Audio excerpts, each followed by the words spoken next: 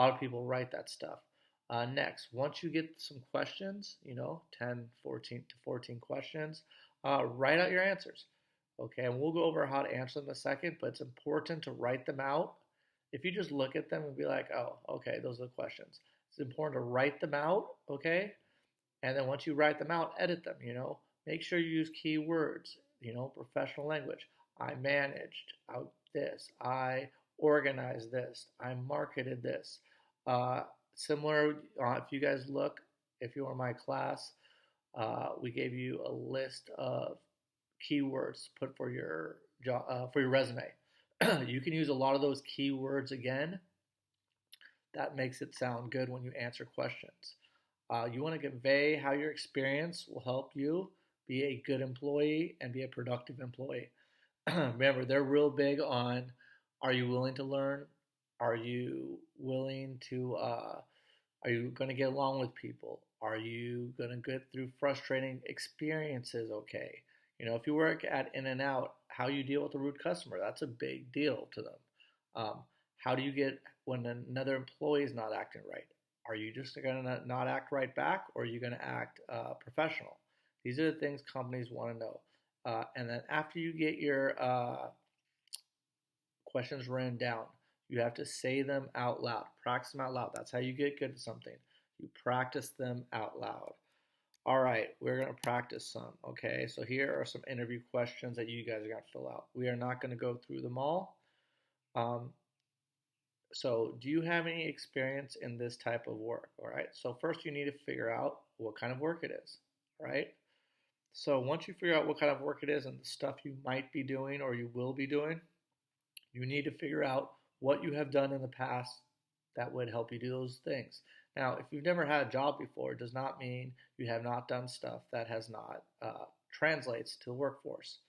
So let's say you're working at In-N-Out. Well, In-N-Out, you're working with a team. You can talk about how you worked in groups in the class. You can talk about if you were in putting on production for Womack or Mr. Fly, how you work together, and how you would take those learning experiences and how that would translate into the type of work that they are doing there. So you want to take your experiences. That's why it's important to look them up ahead of time, what the job is, what they'll be asking, and then figure out what kind of things you have done that will translate to those things. So the next question, let's go with tell me about your strengths. All right, so tell me about your strengths. You want to say, things you're good at. And use the words, I'm a good communicator. I'm fast at learning. I got good work ethic. But you don't want to just say those things. You want to give examples, okay? I have good work ethic. I've taken, 2 AP classes and I did well in them.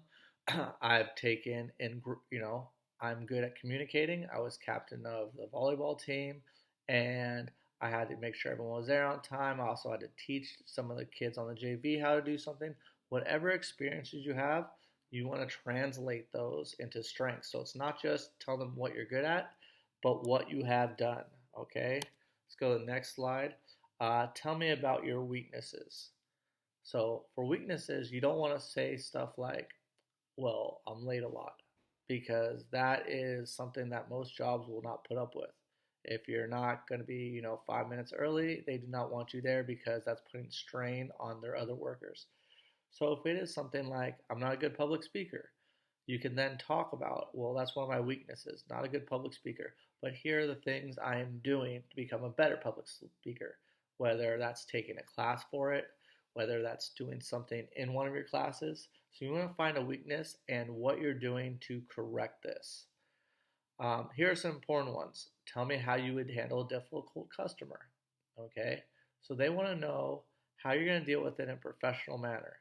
So that's what you have to think about, and you can always go back to examples about maybe how you dealt with a difficult group member in the past and you did it a professional way to get them to, do their work.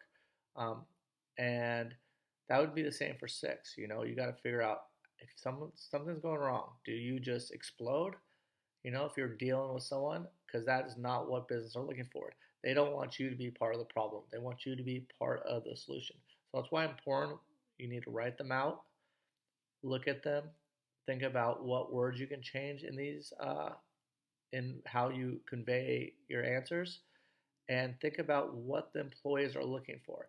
And if you're not good at these things, you need to work on them. So, like if you're not good at handling working with someone that's you particularly don't like to, well, in your workforce, you're not going to have a choice. So that's one of the things you need to work on. Let's see. Let's go the next page.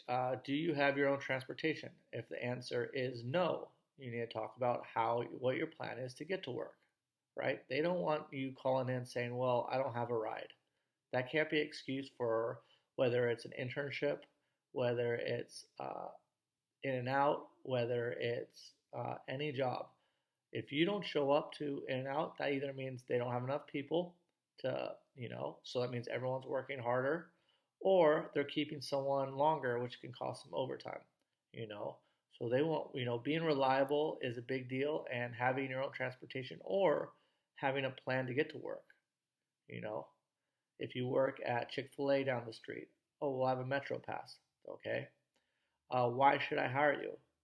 Number 9, you want to talk about things that you've done in the past that would make you an ideal fit. All right. This is the part where you say, "This is why you should hire me," and you give an example of things you've done in the past.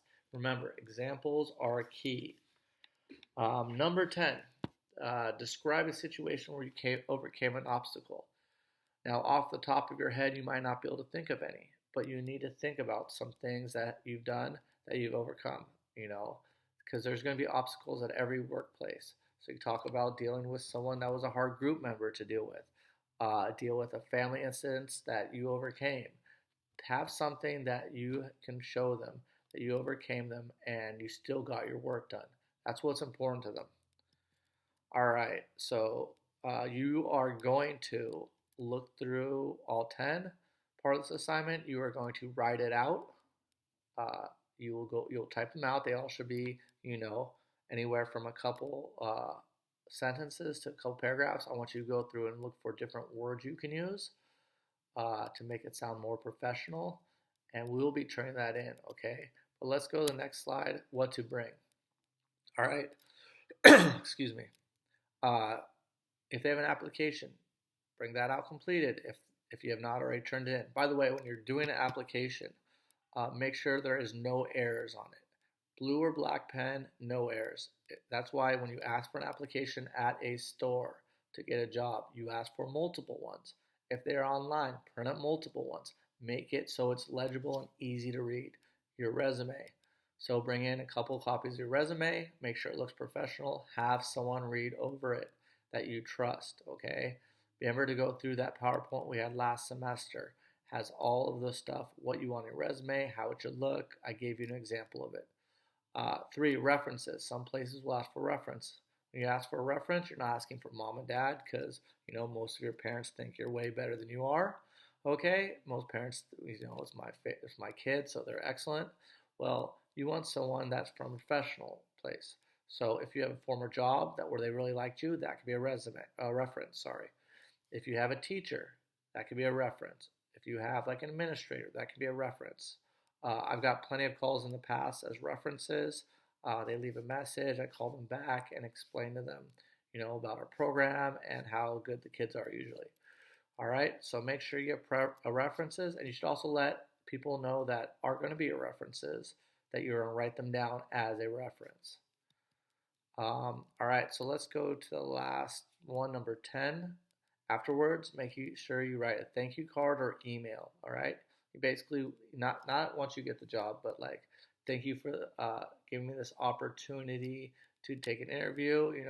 I really enjoy your place or a business, whatever the name is. And, be complimentary and thank them for taking their time. The little thoughtfulness at the end goes a long way and keeps you in their mind when they're doing this.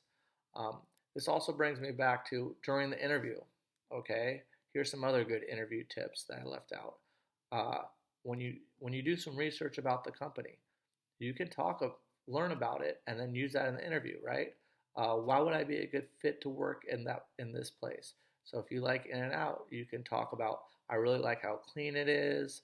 I really like the food here. The work environment seems really great. All the employees seem really like they really care about their jobs. See, when you do something like that, you were talking about not only about the business, but you're talking about what the manager has done, the person that's hiring you. Oh, well, this looks like a really great place to work because employees always seem happy. Well, that's a reflection on the manager, which is probably the person hiring you. So the more stuff you can say about the company, that you like, most people that work for companies, especially managers, take pride in their business. So if you can say stuff that's complimenting that individual store or the company as a whole, it goes a long way. Everyone wants to hear how great of a job they're doing. So if you can work that into an interview, it is really helpful. All right, let's go to the last slide. So next, you're going to watch a 10-minute video created by KPMG. After that, you will then answer the 10 questions that I put on Schoology, 3 to 4 sentences minimum, a paragraph. Type it up and turn it in. If there's any questions, feel free to message me. All right, guys, that is the interview section for our lesson. All right, have a good day.